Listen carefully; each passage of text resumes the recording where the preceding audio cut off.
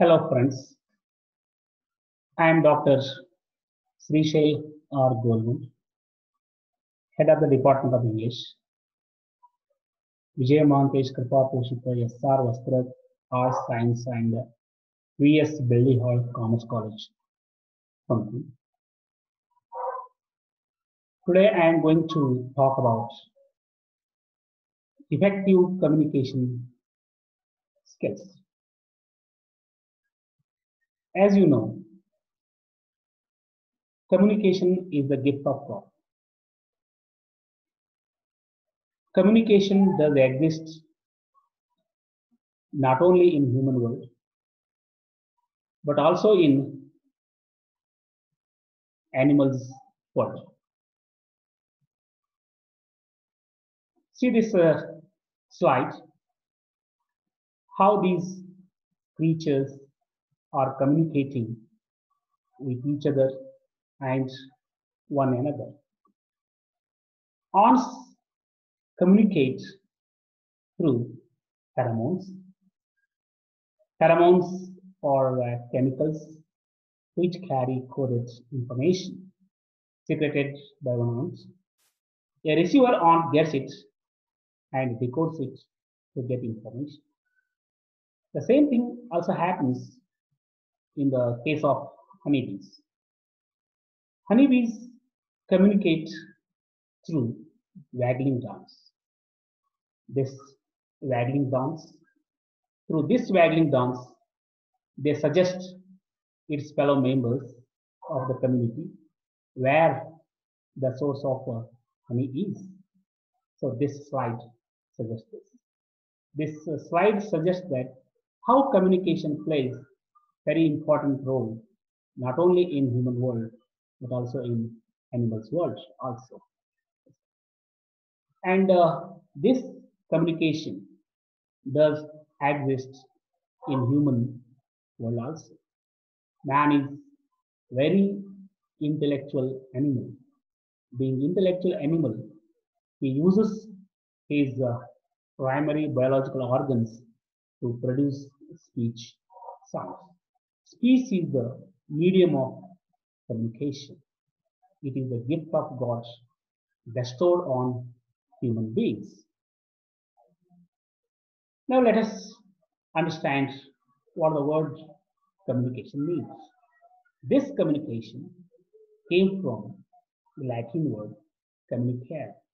It means make it common. Communication is the activity of sharing meaningful information or emotions or feelings with others. The act of communication requires a sender, a message, and an intended recipient. It requires a sender, a message, and an intended recipient. This communication process is complete once the receiver has understood the sender. Here, result is very important. And this communication is very important in the world of human beings to achieve success in life. This is also called soft skills. And communication is the solution for all problems in human life. All human problems exist because of lack of communication or lack of or miscommunication. Yes, sir. Next, let us understand characteristics of effective communication. Just delivering a message is not enough.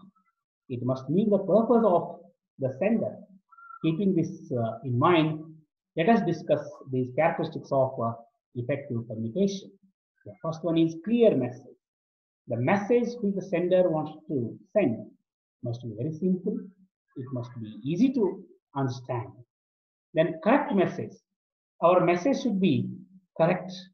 It should be free from errors. It should not be false.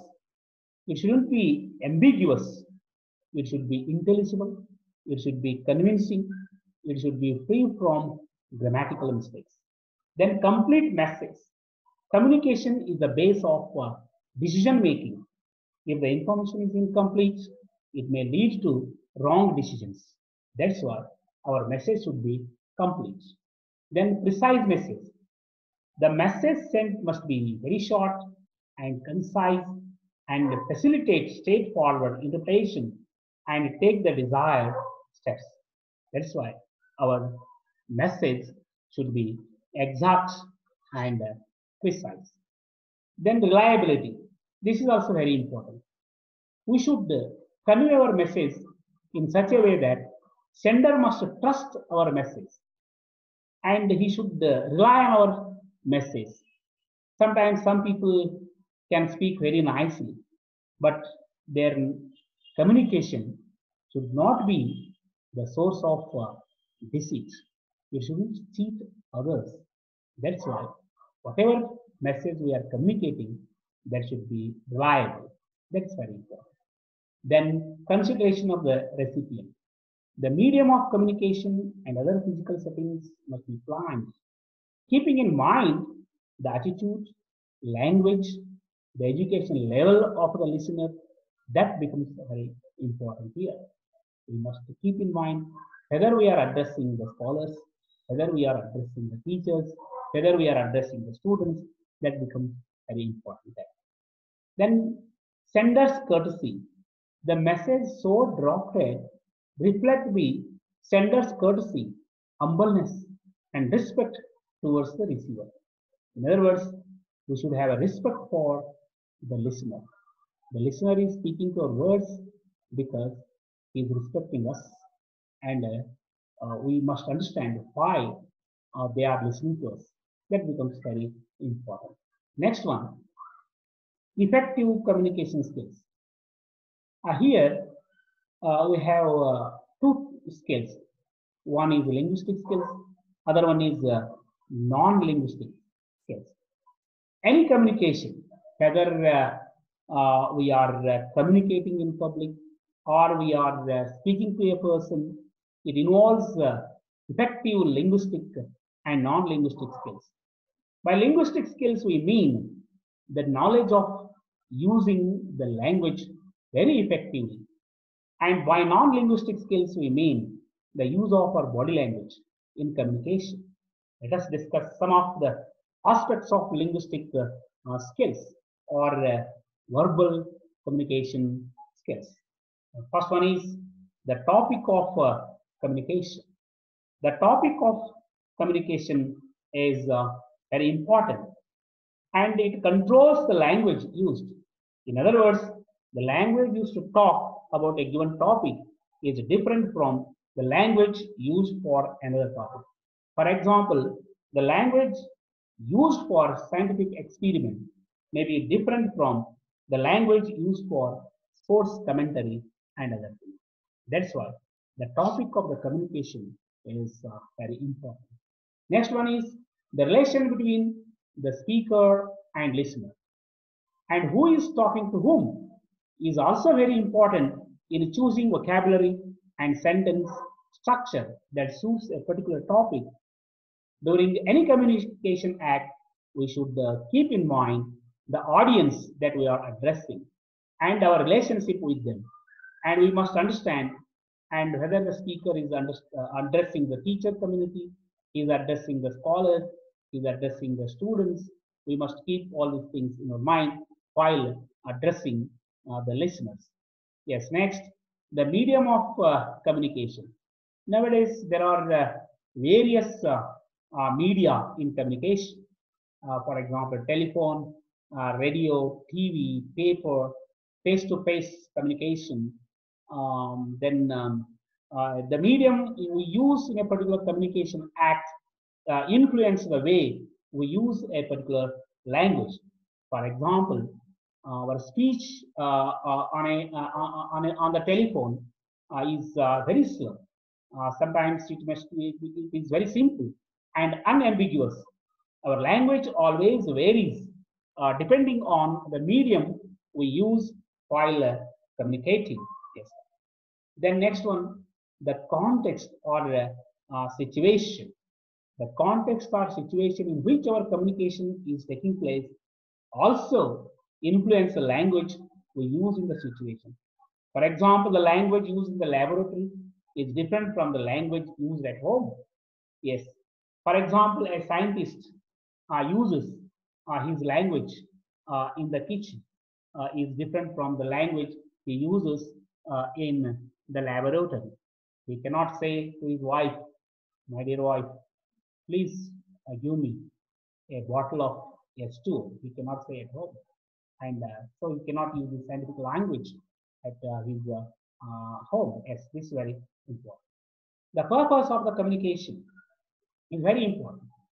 We must keep the purpose of our communication in mind.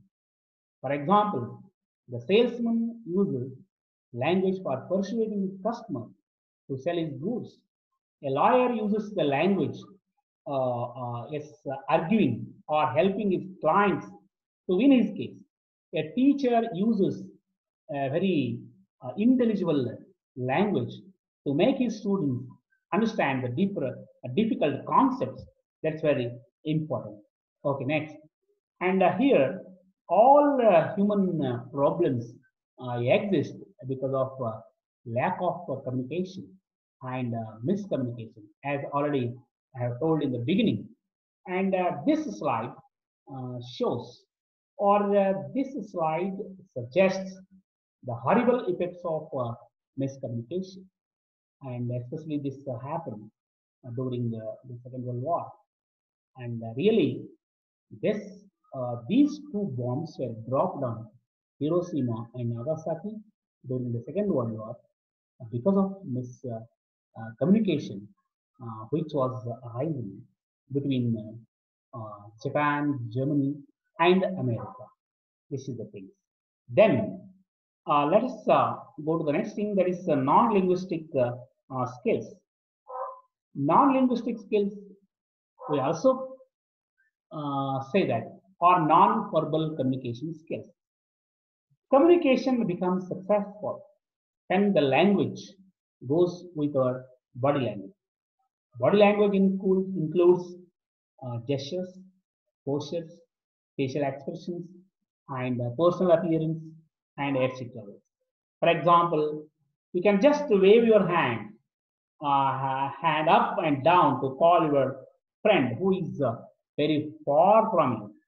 Sometimes all our body movements coordinate with our speech. These are called non-verbal communication gestures.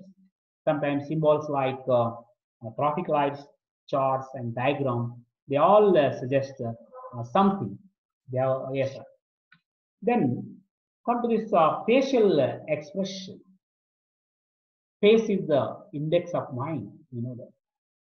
And our face sends some important linguistic symbols. It also tells what kind of persons we are. It reflects our personality, our attitudes, our being happy, and other things. For example, we flash a smile on our face. It suggests whether we are happy, sometimes whether we are unhappy. That's right. A smile on the face indicates friendliness. Sometimes it announces good relationship with others. But we have to remember that smile without emotion is not good. That becomes very important. Sometimes we frown. It indicates our tension, our anger, and other things. Then body postures. Our body posture also plays very important role in the art of communication. Sometimes a man leaning against his table while delivering a lecture, it suggests that he's bored or tired. So this is a thing. And it also gives some messages. Your body passes some messages to the listeners. That's also becomes very important. Next one, gestures. Gestures are another important signs of non-verbal communication. Gestures are natural movements of our bodies, right? Especially head, shoulders, and the hands. A hanging hand or head, it signifies boredom or restlessness or tiredness. It also indicates frustration and or disgust. Always patting on one's back. It means encouraging someone. And here I have put one slide here, and here these are the slides suggesting different gestures of our Honorable Prime Minister Sri Narendra Modi.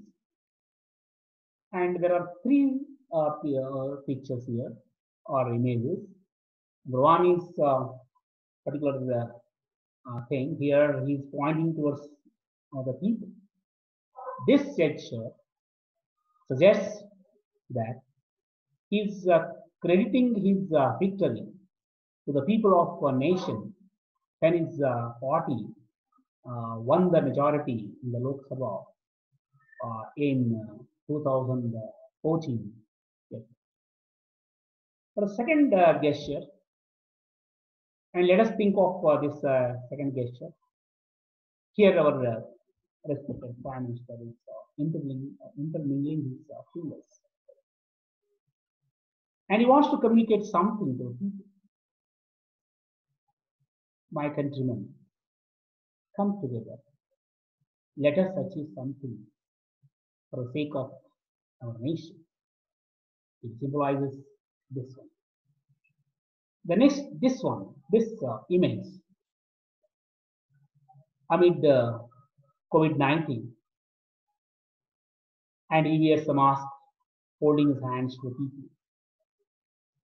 This suggests that he asks his people to wear masks without uttering a word about it.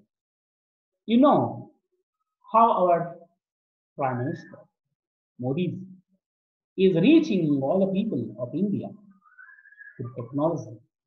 And see, these are some important gestures of our Prime Minister Narendra Modi. Then eye contact is also important. Yes, eyes play a very important role in communication. It is generally understood that eyes reveals one's nature or character. A confident and honest man has a direct eye contact with others. Sometimes people like thieves and other criminals do not look into others' eyes.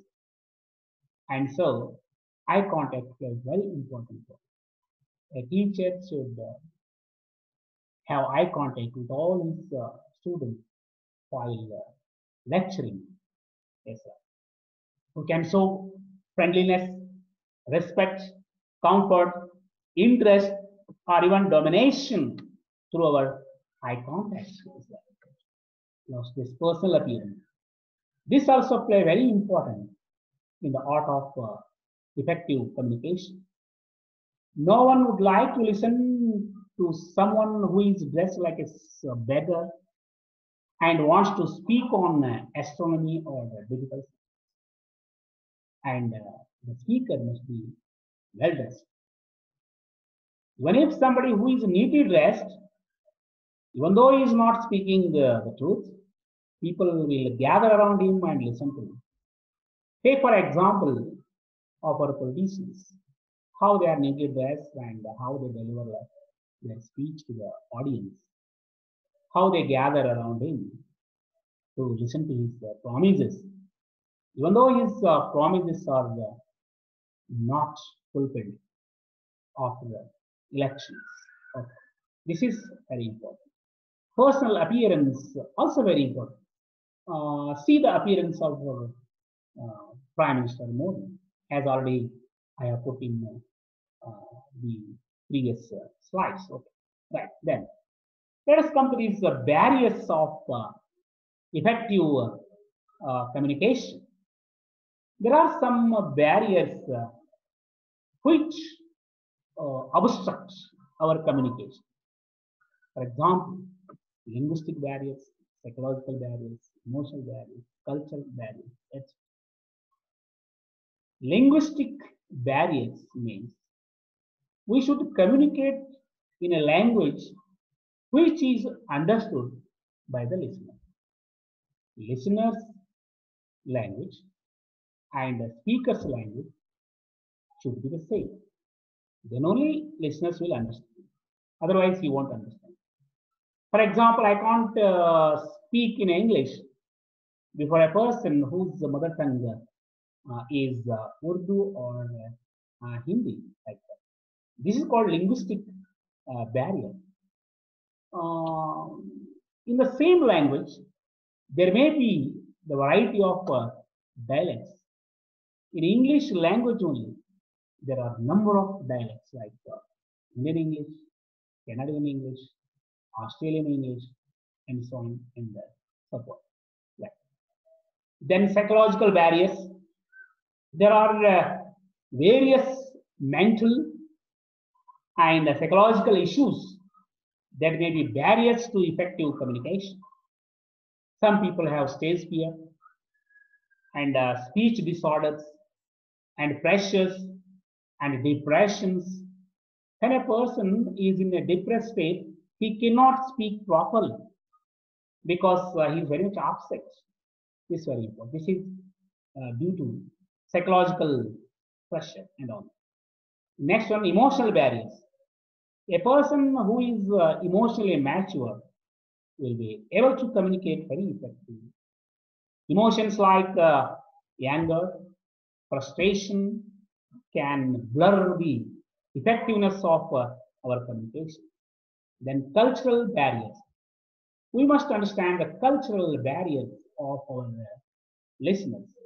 We must understand their dressing habits. We must understand their religions, food habits, and others.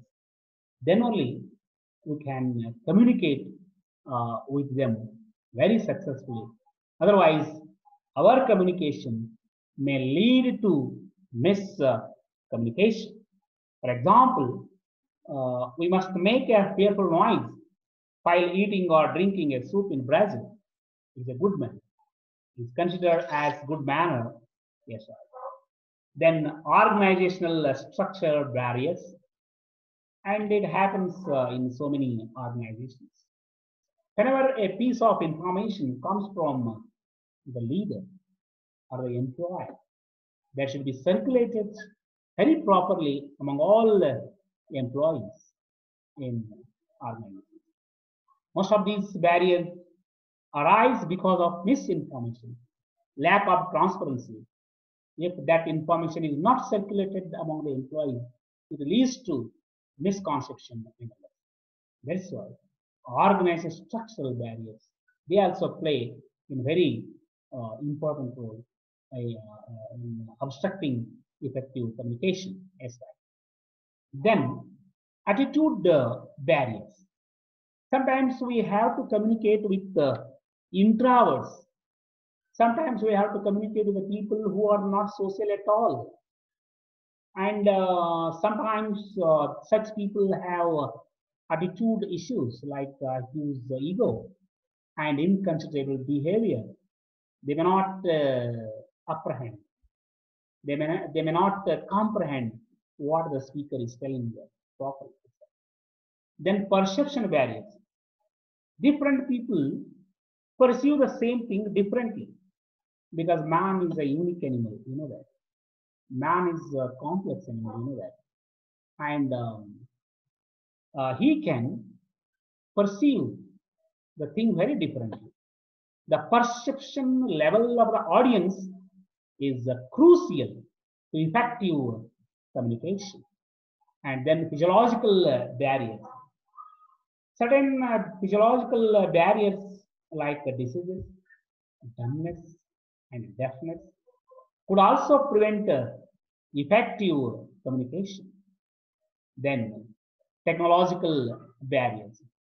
Nowadays, the technology plays a very important role in informational technology or in the field of communication. It is developing very fast, As a result, it becomes difficult to keep up with the newest developments. Hence, sometimes technological advance may become a barrier. And amid COVID-19, online classes are running everywhere.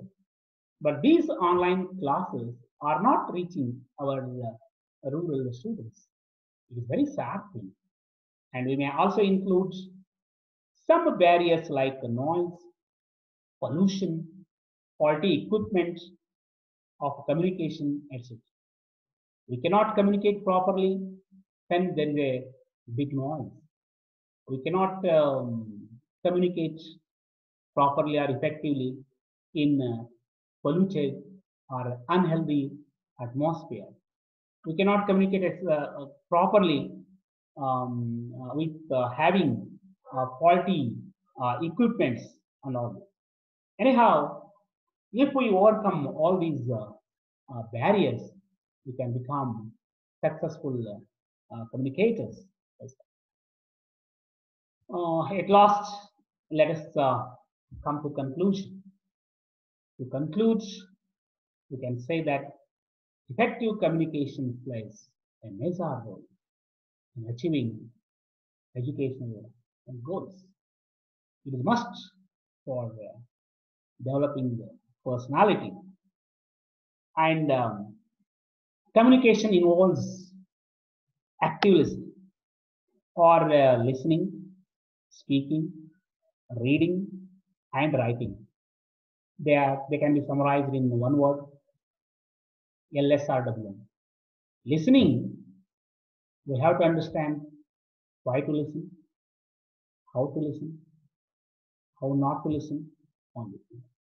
We have to understand speaking skills, how to speak, where to speak, when to speak, what to speak. Then reading also plays very important. We can collect a lot of words by reading. Words are necessary to communicate. For example, our late Prime Minister, Sri Jawaharlal Nehru, and our father of our nation, Gandhiji, they never attended any communication skills classes or a class where they would get this communication skills. But their communication reached all the corners of the world. That's why they were successful communicators. Speaking is primary and writing is secondary. Anyway, speaking comes first. Writing was born later. Communication involves, as always said, active listening, speaking, and observation, and others. At last, I can say that communication is like a beautiful building or monument. We can also say that it's like a beautiful garlands. Okay. How the flowers are woven in the street, like that. Hoping to become successful, effective communicators in our life by knowing all these things. I thank all the organizers for giving me this wonderful opportunity of sharing my ideas on effective communication skills. Thank you. Thank you, one and all.